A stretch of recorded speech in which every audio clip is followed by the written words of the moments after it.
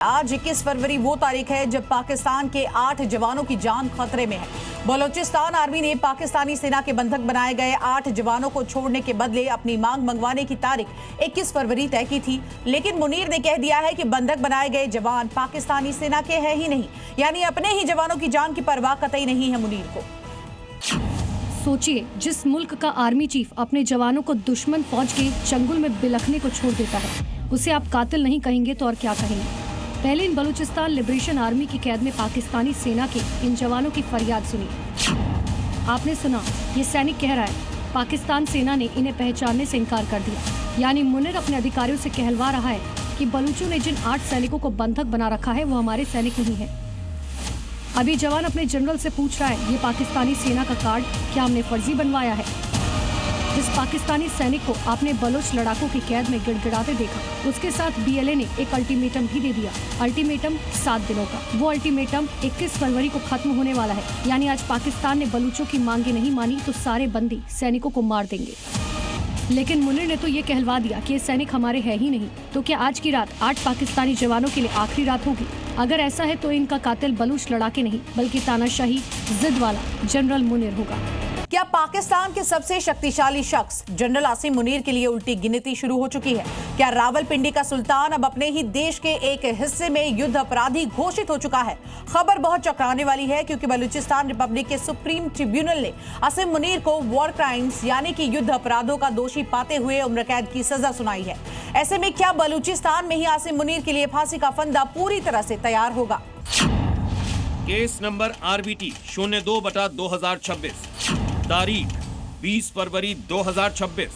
Balochistan Republic tribunal का फैसला, मुनीर के लिए फांसी का फंदा तैयार। तारीख 20 फरवरी 2026। एक ऐसा फैसला जिसने पाकिस्तान और बलूचिस्तान के बीच चल रहे लंबे संघर्ष को नई दिशा दे दी। बलूचिस्तान रिपब्लिक के सुप्रीम ट्रिब्यूनल ने पाकिस्तान के मौजूदा आर्मी चीफ आसिम मुनीर को बलूचिस्तान में कथित युद्ध अपराधों के लिए दोषी करार देते हुए उम्र कैद की सजा सुनाई। ट्रिब्यूनल के चीफ जस्टिस अब्दुल करीम बलूच ने फुल बेंच की ओर से एकमत फैसला सुनाया। आदेश में कहा गया कि 2 साल तक चली विस्तृत जांच सबूतों, कथित प्रत्यक्षदर्शी गवाहों और अभियोजन पक्ष की दलीलों के आधार पर आरोपी आसिम मुनीर को दोषी पाया गया है।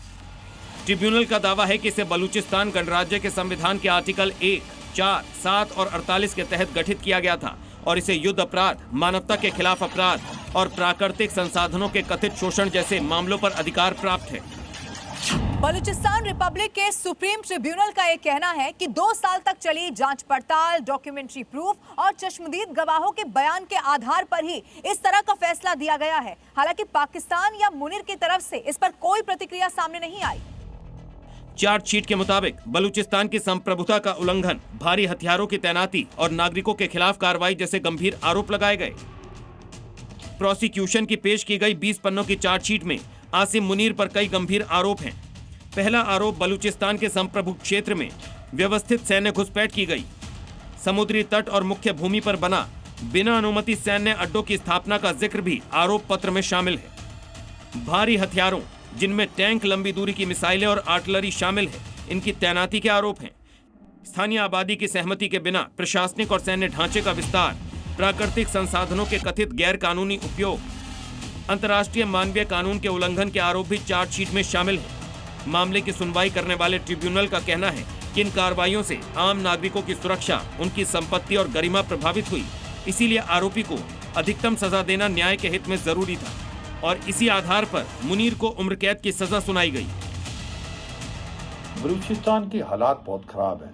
बलूचिस्तान के अंदर ह्यूमन राइट वायलेशन जो है बहुत जोरों से चले हुए हैं और काफी यूथ को गायब किया गया है। वहाँ के जो रिसोर्सेज हैं उनको एक्सप्लॉइट कर रहा है पाकिस्तान की गवर्नमेंट, और सच्चाई है बेसिक ह्यूमन राइट वायलेशन होनी।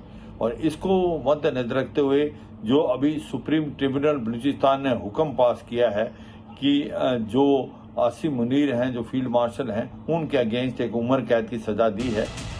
लेकिन सबसे बड़ा सवाल ये है कि क्या इस ट्रिब्यूनल को अंतर्राष्ट्रीय मान्यता प्राप्त है? बलूचिस्तान फिलहाल पाकिस्तान का प्रांत है और अंतर्राष्ट्रीय समुदाय उसे एक स्वतंत्र गणराज्य के रूप में मान्यता नहीं देता। ऐसे में इस फैसले का कानूनी और कूटनीतिक भविष्य अनिश्चित है। उन्होंने जो बहुत ह्यूमन राइट वायलेशन किए हैं बलूचिस्तान ने, जरूरत से ज़्यादा वहाँ फौज लगा रखी है, लोगों का अपहरण किया गया है, काफ़ी यूथ गायब हैं और इसके लिए उनको सजाएं दी है कि उम्र कैद की। तो ये सच्चाई है कि क्या ये ऑर्डर जो है वैलिड है या नहीं वैलिड। इसके अंदर दो बातें हैं, क्योंकि ये सुप्रीम कोर्ट ने पहले ही बलूचिस्तान का जो सुप्रीम ट्रिब्यूनल है उसको मान्यता दी हुई है, तो इसका जो भी ऑर्डर है वो मान्यता है। विश्लेषकों का मानना है कि यह फैसला प्रतीकात्मक हो सकता है, लेकिन इसके राजनीतिक और सुरक्षा प्रभाव गंभीर हो सकते हैं। इसीलिए ऐसे में सवाल यह है कि क्या इस फैसले से पाकिस्तान और बलोच संबंध में और दरार आ जाएगी। ये फैसला ऐसे समय में आया है जब इस क्षेत्र में पहले से ही सुरक्षा स्थिति बहुत संवेदनशील है। मानवाधिकार संगठनों ने पहले भी बलूचिस्तान में कथित मानवाधिकार उल्लंघनों पर चिंता जताई। हालांकि पाकिस्तान इन आरोपों को सिरे से खारिज करता रहा है। पाकिस्तानी सरकार और मुनीर सेना लगातार ये कहती रही है कि बलूचिस्तान में चल रहे सैन्य अभियान आतंकवाद और अलगाववादी हिंसा के खिलाफ है। इस फैसले पर अभी तक पाकिस्तान की ओर से कोई भी आधिकारिक प्रतिक्रिया सामने नहीं आई। यहाँ सबसे बड़ा सवाल ये उठता है कि क्या इस ट्रिब्यूनल के पास वैध अधिकार क्षेत्र है। तो क्या ये फैसला महज एक राजनीतिक संदेश है या आने वाले समय में बड़ा अंतर्राष्ट्रीय मुद्दा भी बन सकता है। फिलहाल निगाहें इस पर है कि पाकिस्तान सरकार, मुनीर और वैश्विक शक्तियां इस पर क्या प्रतिक्रिया देती हैं।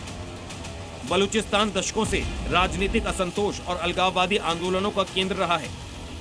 बलूच संगठनों ने समय समय पर स्वतंत्रता की मांग उठाई, लेकिन मुनीर की सेना और शहबाज सरकार इन आंदोलनों को राष्ट्रीय सुरक्षा के लिए खतरा बताते हुए कुचलने का काम करती रही। फिलहाल ये देखना अहम होगा कि इस फैसले के बाद क्या कूटनीतिक या कानूनी कदम उठाए जाते हैं और क्या इस मामले को किसी अंतर्राष्ट्रीय मंच तक ले जाया जाता है। ब्यूरो रिपोर्ट, जी मीडिया।